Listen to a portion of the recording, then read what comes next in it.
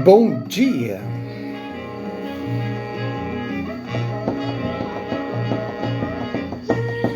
Começando com a Malu Magalhães, mais um Despertando com Dharma, dia 21 de fevereiro. Bom dia, Jonathan. Oi, Karen. Oi, Isis. Olha a Malu Magalhães aí cantando para nós. Adoro essa guria. Bom dia, Rúbia. Essa música se chama Você Não Presta, da Malu Magalhães. Ela tem... a Malu Magalhães é maravilhosa. Oi, Marisa. Bom dia, Silvia. Oi, Luísa, tudo bem? Eu fui num show dela uma vez no Opinião, em Porto Alegre. Bah, ela é maravilhosa. Só não convido você porque você não presta. Nós fomos, Carolina também foi, a Bela. Ela é maravilhosa. Acho que ela mora em Portugal agora.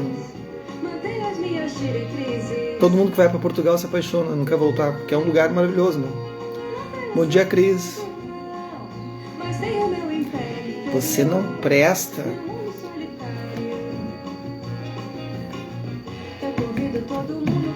Bom dia, Xande. Tudo bem por aí? Como é que tá a Bruna? A Bruna tá só se exibindo, né? A gente vê as fotos, é só... Gente, é muito exibida. Tudo ela mostra aquela barriguinha dela.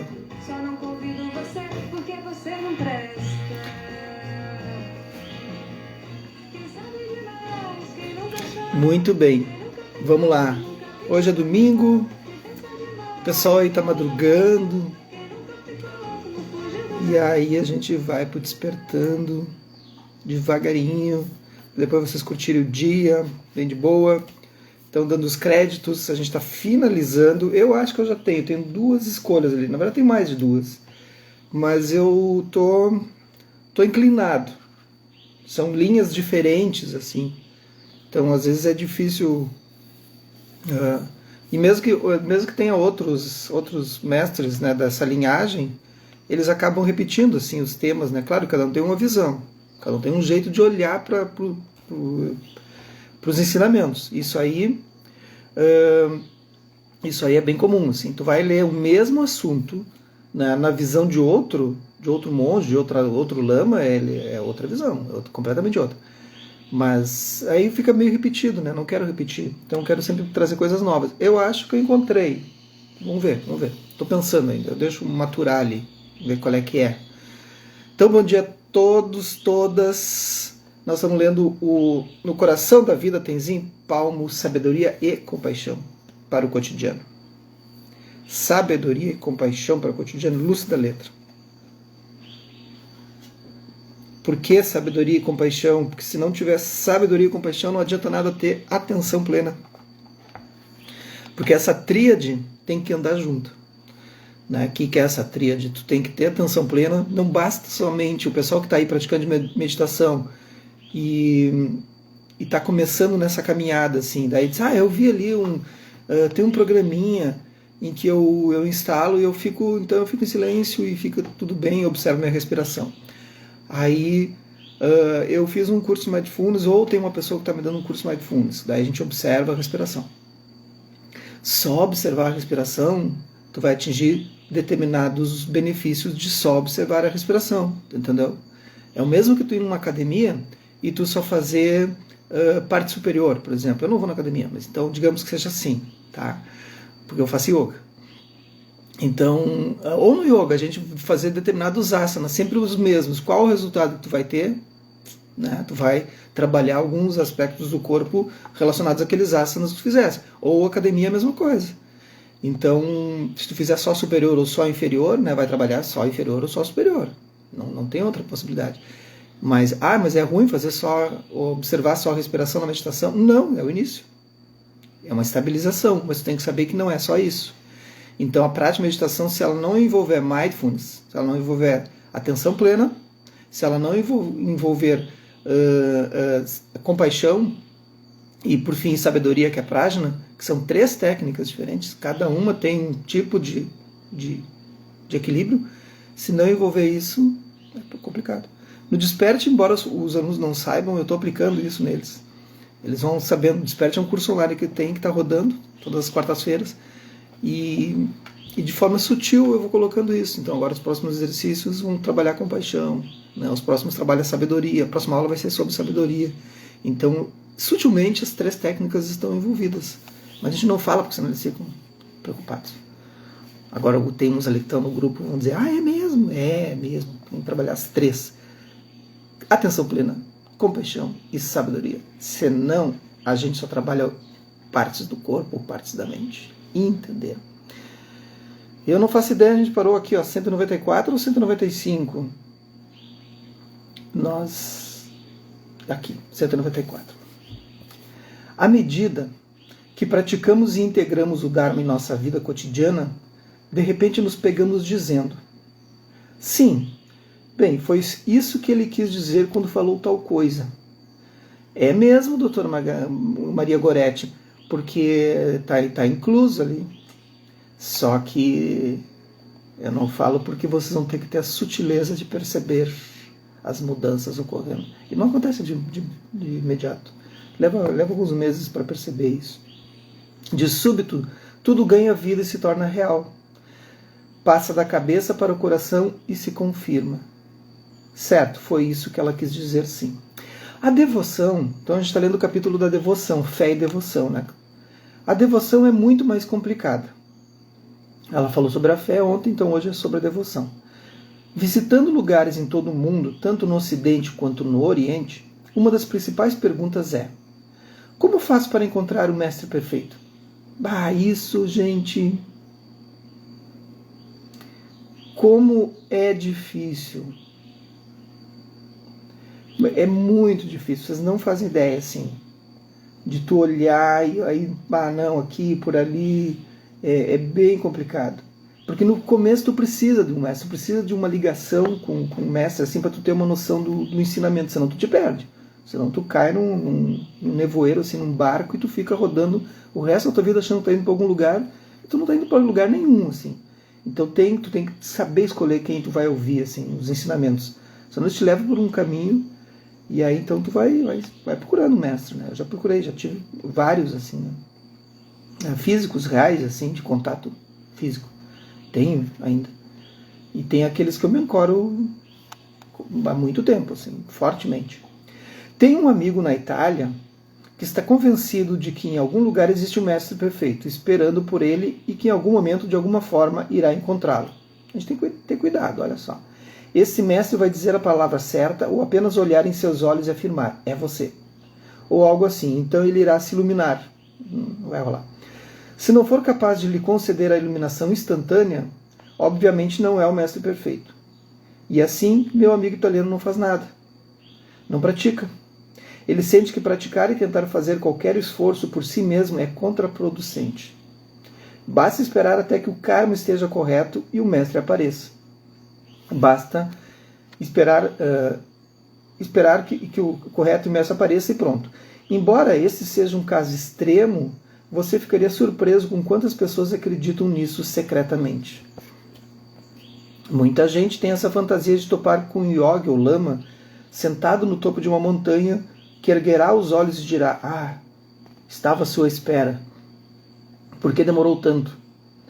As pessoas pensam que se conseguisse encontrar o mestre perfeito, o mais adequado para elas, todos os seus problemas seriam resolvidos. Às vezes eu digo para as pessoas, olha, quando você encontra o seu mestre, é aí que os problemas começam. Ficou entendendo? Na verdade, mesmo que o próprio Buda estivesse sentado diante de nós nesse momento, o que poderia fazer com nossa mente selvagem e descontrolada? Nada. Nada. Eu tive uma aluna uma vez que simplesmente ela ficou louca comigo, assim. E porque ela disse, eu não posso mais te ouvir, não posso mais ouvir tua cara. Porque tu entra na minha mente, está dançando na minha mente, né? E esse dançar na minha mente está fazendo com que eu pense muitas coisas que eu jamais queria pensar e eu deixei para trás, não sei o quê. E tu tá bagunçando a minha mente. Não quero mais te ouvir. Saiu brabo. Aí, meses depois, voltou. Mais um curso. Continua incomodando, tu continua brincando com a minha mente. Não brinco com a mente de ninguém. Tá aí, hoje vou fazer uma cerimônia para ela de casamento. Pensa o que eu vou dizer no casamento da pessoa. Pensa o que eu vou dizer. É bonito, né? O budismo tibetano enfatiza muito o lama. Porque sim, porque no budismo tibetano existe a ligação com o guru raiz. É diferente do budismo do Zen, por exemplo, né? Então, o budismo tibetano, vocês vão ver que há uma grande ênfase na relação com o guru, né? com o lama. E porque o lama representa, de alguma forma, os ensinamentos do Buda, né? Então, tu te refugia nas 3 joias, né? Buda, Dharma e Sangha, né? No Buda, que há em nós, né? no ser desperto que nós temos, né? Não no Buda externo, no Buda interno, no Dharma, que são os conhecimentos, enfim, os fenômenos, e na Sangha, no Sangha, que é a comunidade, seja ela leigo ou de monásticos. Mas ainda tu te refugia em mais 3 joias. Então, quando eu tomei o caminho do Vajrayana, no começo, a gente se refugia no Ida, né, nas deidades, né? A gente se refugia no Lama, né, no Lama raiz, e nas Dakinis, né? Então a gente se refugia nessas outras situações. Mas é um refúgio, enfim. Existem muitos níveis de mestres. Há mestres que nos conferem os preceitos. Então, são os nossos preceptores, foi o que eu recebi. Eu recebi os 16 preceitos, né? Os leigos podem seguir um preceito. Vocês podem seguir um preceito, posso indicar um para vocês se vocês quiserem, aquele que mais lhe incomoda. Os leigos, de alguma forma, acabam seguindo 5, eu sigo 16 preceitos. Procuro seguir treinamento da mente, são 16 preceitos que eu tenho que estar atento, né? E às vezes eu deslizo um ou outro ali, mas paciência, é isso aí, treinamento. Os monges, o monge que me deu essa ordenação, o Jukai, que é chamado, não é uma ordenação, mas esses preceitos, ele segue 240, se não me engano. Foi o monge Dengaku e a monja Shoden, 2 seres maravilhosos. Então, há mestres que nos conferem os preceitos, então são preceitados, são os nossos preceptores. Existem lamas que nos concedem iniciações, esses são os nossos mestres iniciáticos. Então eu também recebi a iniciação, né, de lamas, do Lama Alan, da Lama Sherbdroma, da Kadru, de vários lamas, tibetanos, americanos, enfim. Existem lamas que nos ensinam a filosofia e o lado intelectual do Dharma. Eu também recebi isso. Eu já percorri muitos caminhos. Já conheço os passos dessa estrada, sei que não vão dar em nada, seus segredos sei de cor. Lembro da música? Já conheço as pedras no caminho, mas também sei que ali sozinho, né, vou ficar tanto pior. Muito bem, existe lama que nos ensina a filosofia e o lado intelectual do Dharma, como o Lama Padmasambhava, por exemplo. São os nossos professores. Há muitos tipos de lamas. Existem lamas que nos dão conselhos e ajuda. São os nossos amigos espirituais, nossos Kalyana Mitra. E fazia tempo que eu não via essa palavra, Kalyana Mitra. Nossa, eu vou ter que agora entrar em contato. Uma monja, uma vez, me chamou de Kalyana Mitra. E a gente se correspondeu por muito tempo. E ela mora em Campinas. Ela segue do Zen. E ela me chamava de Kalyana Mitra, que a gente era nossos amigos espirituais. Monja Choren. E faz tempo que eu não falo com ela, vou ter que mandar uma mensagem para ela pelo WhatsApp. É bastante raro encontrar amigos espirituais, nossos Kalyana Mitras. Segundo a tradição, pelo menos na escola Kagyu e Nyingma, o guru raiz é o lama que nos aponta a verdadeira natureza da mente. Aquele que nos aponta a consciência nua, essencial que está por trás do ir e vir conceitual dos pensamentos e que nos revela a nossa natureza de Buda inata. Esse é o guru raiz. Então é muito bom tu ter uma relação. Se vocês não têm relação com os monges, com os lamas diretamente, vocês têm relação com os preceitados, com os iniciados, como eu, no caso, vai ter outras pessoas que vocês vão seguir. Não sou a cereja aí, nem me vejo. Muito pelo contrário. Então, aí tá cheio não, mas tem alguns aí que vocês podem olhar e tomar um partido de seguir, assim, né? Tomar um refúgio, às vezes, como um Kalyana Mitra, né? Um amigo espiritual. E isso é bom por um tempo, né? Depois vocês tirem essa bengala, né? Isso é uma bengala que a gente precisa, né? Mas depois ela, né, vai caminhar sozinha. Sou muito afortunada por ter encontrado o meu próprio Lama. Kantro Rinpoche quando tinha 21 anos de idade. Bota afortunada nisso. Embora ele tenha falecido em 1980 com 48 anos de idade. Renasceu rapidamente e está agora na casa dos 20 anos. Então o tibetano segue essa ideia, né? E é o chefe espiritual do mosteiro que fundamos. Em todos esses anos, sempre foi meu lama e está sempre no meu coração. Dessa forma, pode-se dizer que eu tenho devoção. E nisso sou constante. Mas é porque para mim, Rinpoche é o que se chama de Serabi Gilama, que significa lama por todas as nossas vidas. Em cada vida, quando nos encontramos com o nosso professor de novo, há um reconhecimento imediato de ambos os lados. Isso é muito favorável, porque então não há necessidade de duvidar, há uma aceitação imediata. O importante é que precisamos confiar no Lama, confiar que ele nos entende melhor do que nos entendemos. Como poderia nos guiar se não nos conhecesse, não nos enxergasse mais claramente do que a nós mesmos?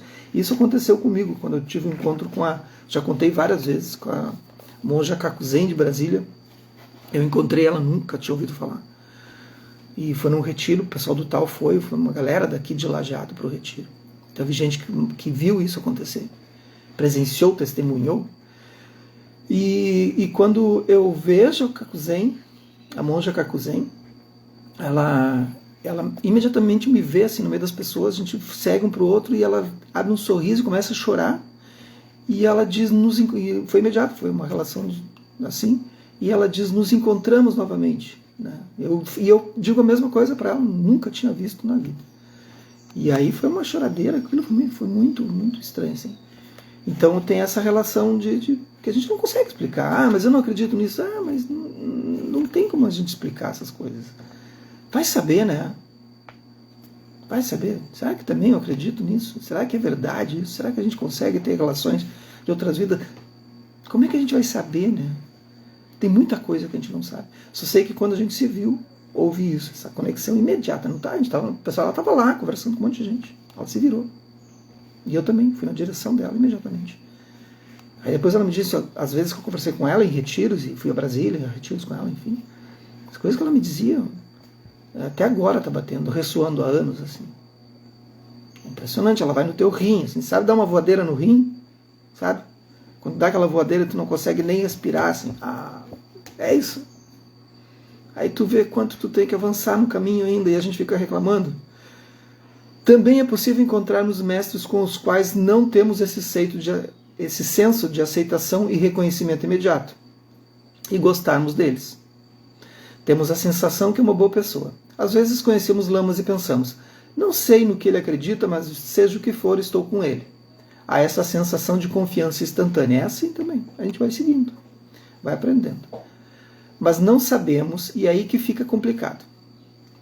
Em nossa cultura somos muito levados pelo carisma.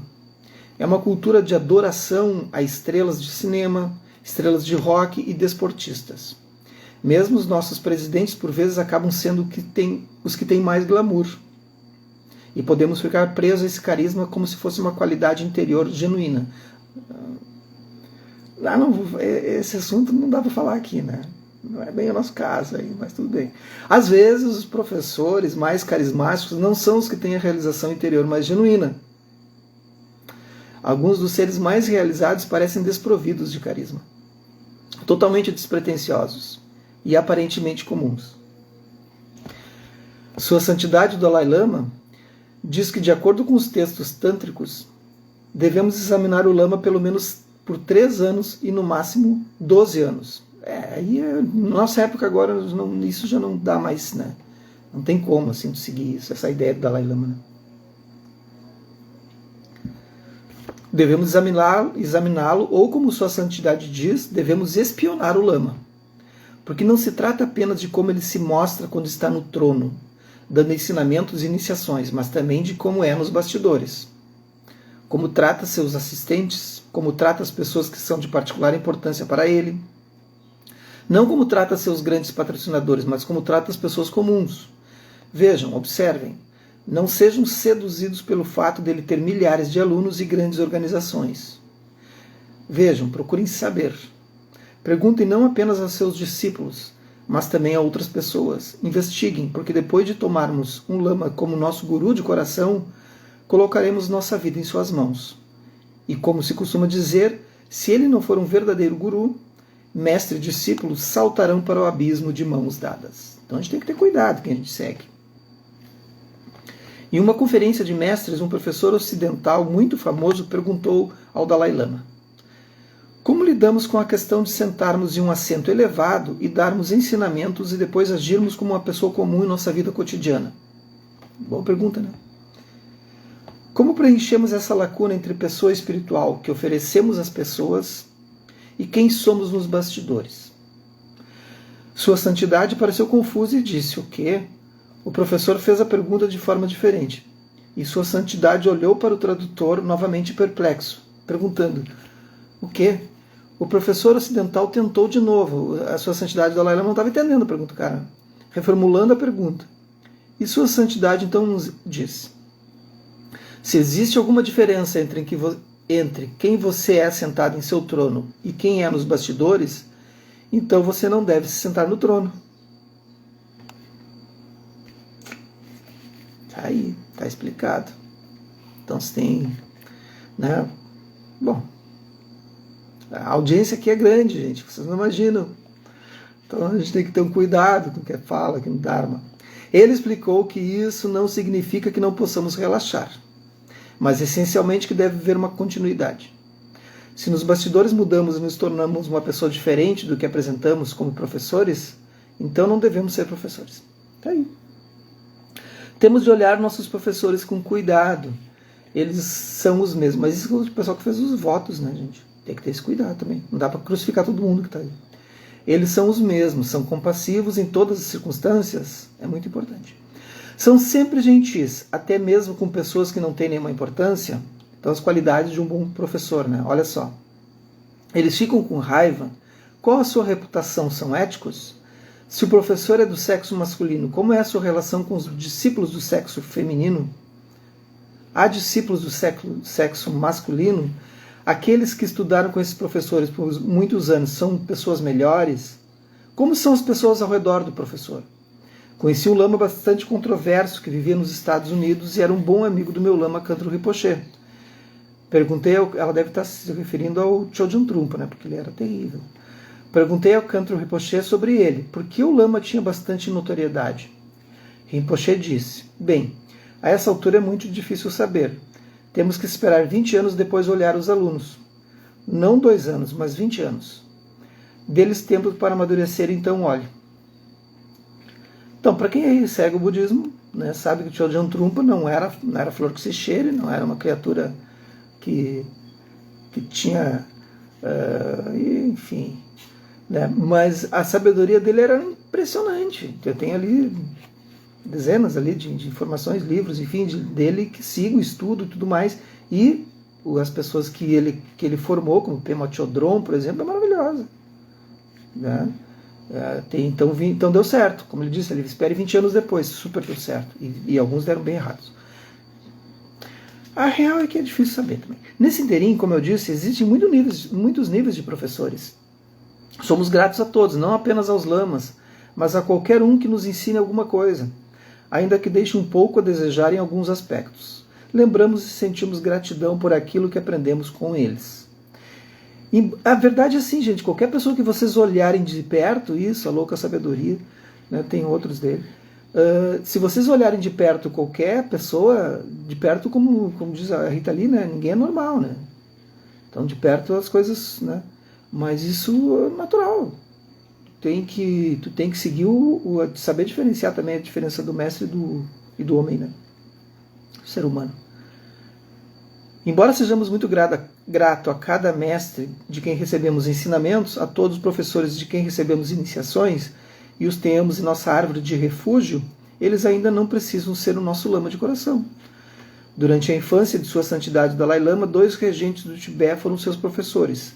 Eram bastante especiais, mas com falhas em certos aspectos.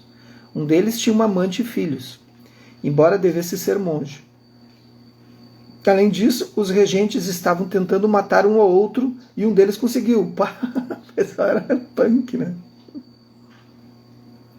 Nem sei se devo dizer punk, porque daqui a pouco é uma coisa não corretamente, politicamente correta, né?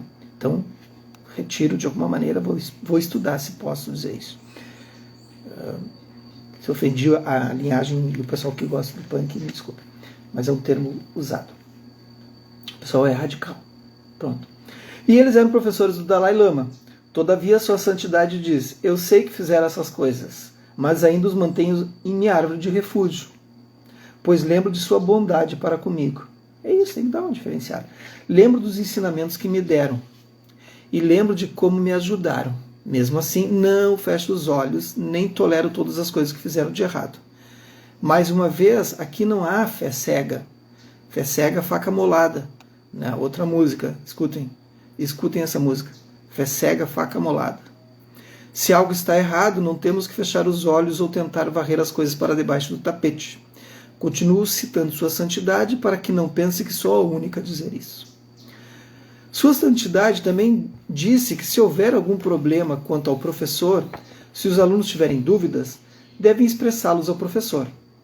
Pode haver, por exemplo, uma má conduta sexual ou algum tipo de manipulação, ou dúvidas sobre a situação financeira.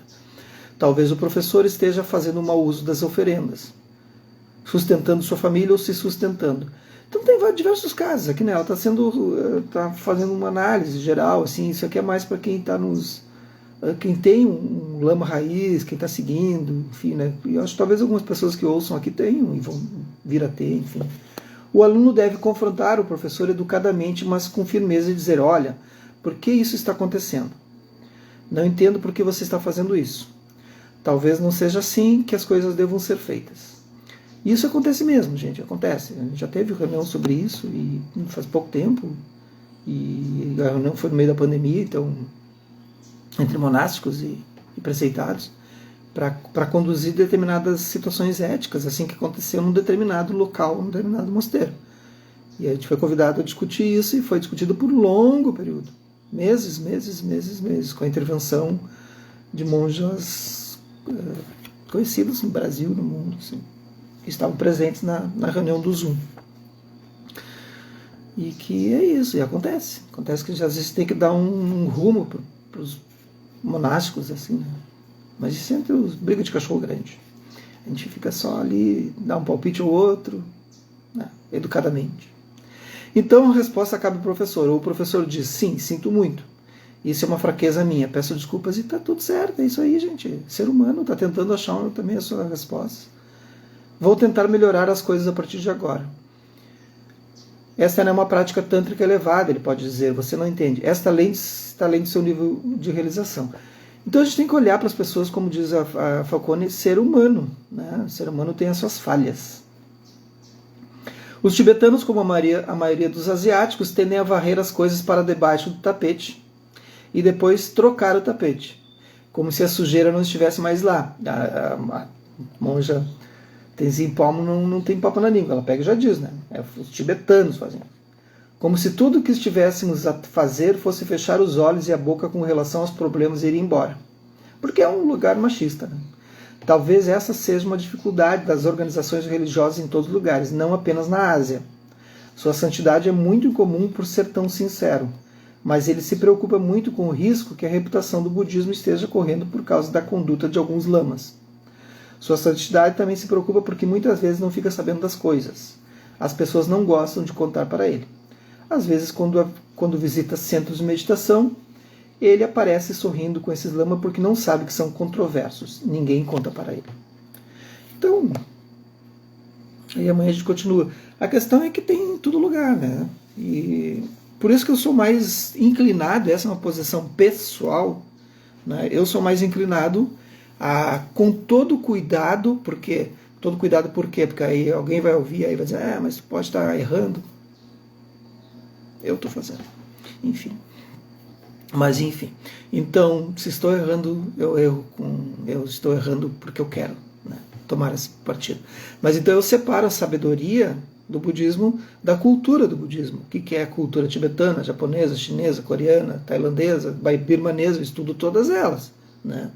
E aí eu vou trabalhando a sabedoria, ou seja, o ensinamento do Buda. E aí a cultura eu vou deixando um pouco de lado, e respeito, e cada vez que eu vou nos templos determinado, eu sei o que tenho que fazer, né? Mas eu não misturo. As minhas práticas são da sabedoria.